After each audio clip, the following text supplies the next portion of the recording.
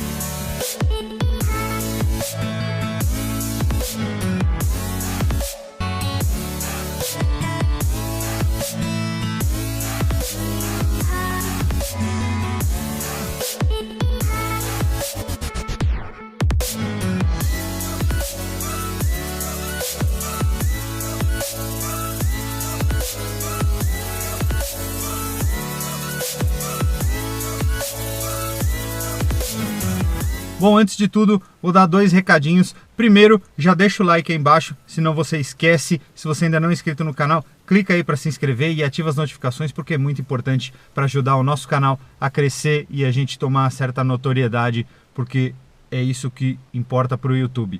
Segundo recadinho é, nossas Inside Beers estão disponíveis lá no site, então clica lá, o link está aí na descrição e tem Vienna Lager, tem IPA, tem Jack Bourbon e tem, obviamente, a que eu mais gosto, que é a cerveja Witbier. Então tem todos esses tipos de cerveja, clica lá, entra no site e vocês vão ver, tem vários tipos. Vocês vão ver inclusive a descrição de cada uma, a composição, o que tem nelas, para vocês entenderem um pouco melhor. Então agora sim, vamos às perguntas. Primeira pergunta é do Gustavo Junqueira e ele perguntou: qual é o nome dessa cor? British Green nunca sai de moda. O nome dessa cor é Verde District ou Verde District ou District Green ou District Green, algo assim. O Diego Fadel perguntou: os vidros das portas continuam sem moldura? Acho isso legal pra caramba.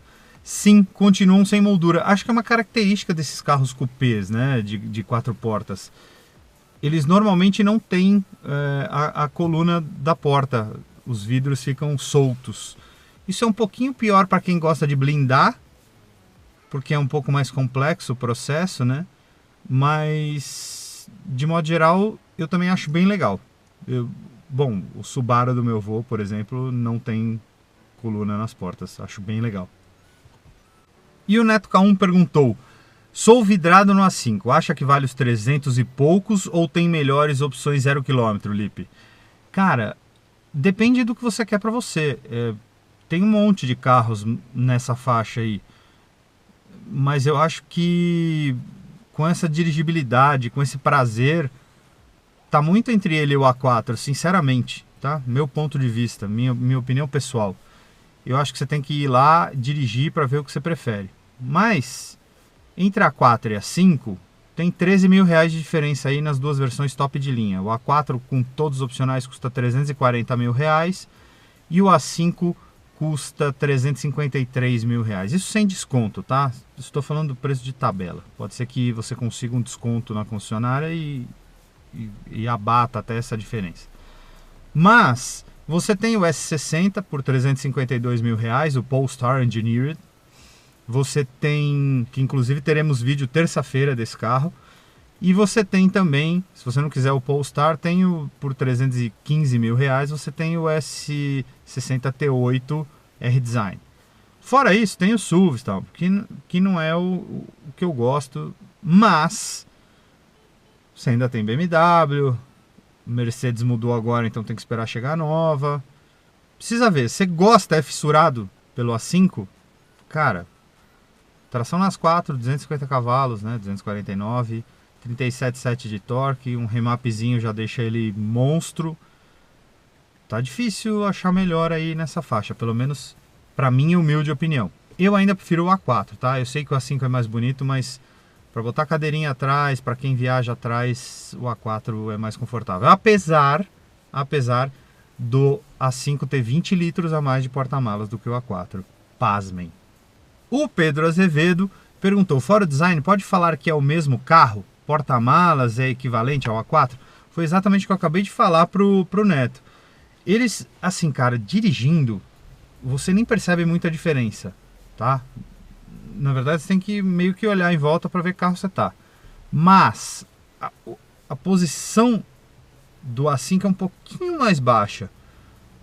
A posição que você fica sentado, você não percebe muito. Mas como o carro é todo mais baixo, ergonomicamente não é diferente. Mas como o carro é mais baixo, você se sente mais baixo. E aí, como o carro é mais baixo, você tem alguns problemas, que é ele raspar mais, ele pegar mais em lombada, em valeta, essas coisas. Então, sinceramente, eu prefiro o A4 porque incomoda menos, porque o banco de trás é um pouco melhor do que o do A5, apesar do porta-malas do A5 ter 20 litros a mais que o A4. São 460 no A4 e 480 no A5. Então, fica essa diferença. Mas dirigindo, andando, você sente muito pouca diferença, principalmente... Estou falando em dirigibilidade. No dia a dia, pouco muda. E o Rafael Alflem perguntou, diferenças em relação ao A4 em comportamento dinâmico e prazer ao dirigir.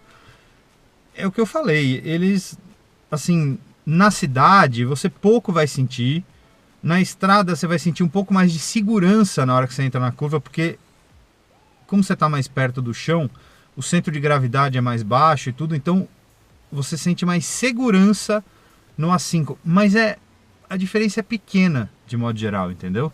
O A4 se comporta mais como um sedã e essa entrada em curva, assim, né? Essa tomada de curva é um pouquinho mais esportiva no A5.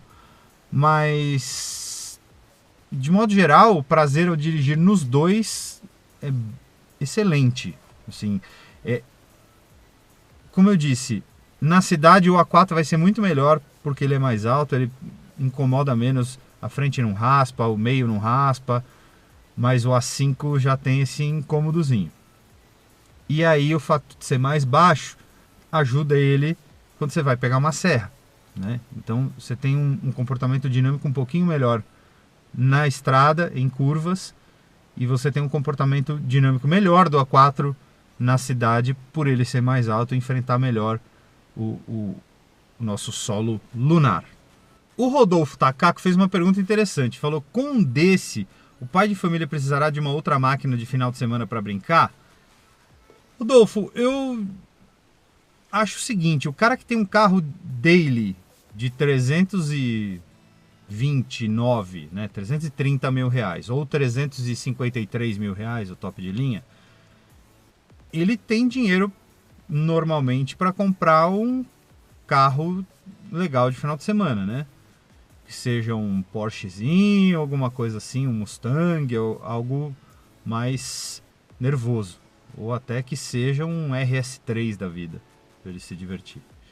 Mas, se ele fizer maldade no A5, o A5 vai ficar rápido. E vai dar trabalho para muito carro bom. Mas, ele continua sendo um carro de família, né? Ele tem 4 portas, ele tem uma suspensão basicamente regular, né, normal. Ele não tem nada que desperte aquela alma esportiva, entendeu? A não ser o banco em Alcântara, mas isso é só para você ficar grudado lá dentro, porque o carro é tração nas 4 e tal. Agora, eu acredito que o A5 não seja um carro esportivo, né? A versão Performance Black é muito legal e tudo, mas acho que quem gosta de um carro esportivo precisa ir atrás de um carro esportivo mesmo, né? Apesar do A5 ter uma alma esportiva, ele não é um carro esportivo. O esportivo seria a versão S dele, um S5 ou um RS5. Aí sim. Esse você não precisa buscar outro. E o Felipe Veríssimo, através do seu Instagram rocketcar.s, perguntou: O A5 foi idealizado para ser um concorrente do Mercedes CLS? Não, de modo algum. Ele foi concebido para ser um cupê de 4 portas do A4, né? Ou um cupê de 4 portas do A5, já que o A5 é um cupê 2 portas. Na verdade, na Mercedes não existe essa categoria, né? Inclusive disseram que iam fazer um cupê de 4 portas que chamaria-se provavelmente CLC para versão do classe C, mas não saiu, né? E parece que o projeto foi cancelado, ou pelo menos ele está em banho-maria ali, porque a Mercedes já tem o CLA e tem o CLS. O CLS, apesar do nome, ele não é uma versão coupé do classe S, né? Coupé de 4 portas do classe S. Mas ele usa a plataforma do classe E, até onde eu sei. Posso estar enganado. Mas, ou pelo menos do antigo classe E.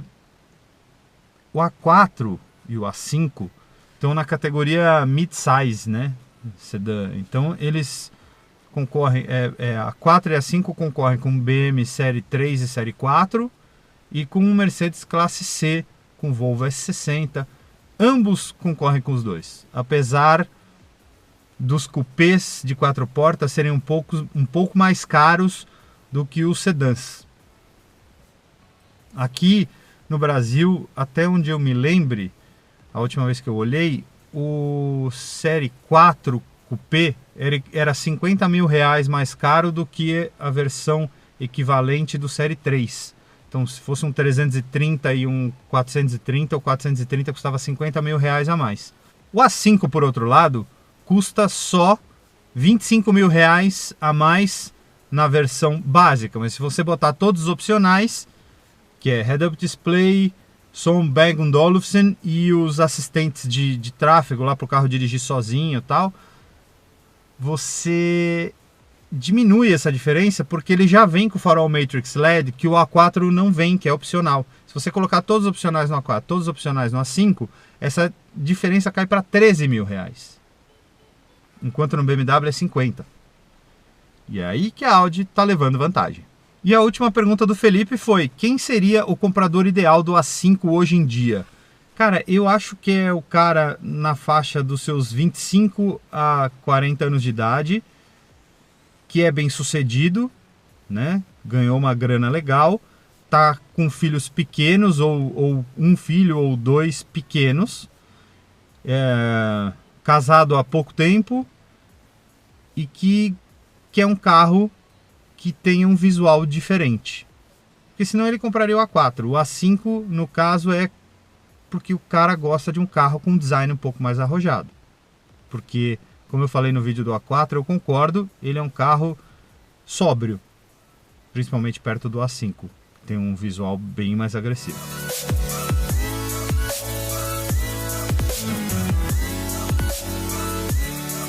Bom, é isso aí, pessoal. Espero que vocês tenham curtido mais esse Cê Responde. Se você curtiu, não esquece, dá o like aí embaixo, porque para o YouTube é muito importante. E se você ainda não é inscrito no nosso canal, tá esperando o quê? Clica aqui, se inscreve e ativa as notificações para saber toda vez que a gente postar vídeo novo. Aqui e aqui do lado tem mais vídeos para vocês conhecerem mais do nosso conteúdo. Valeu, obrigado, um grande abraço, até mais.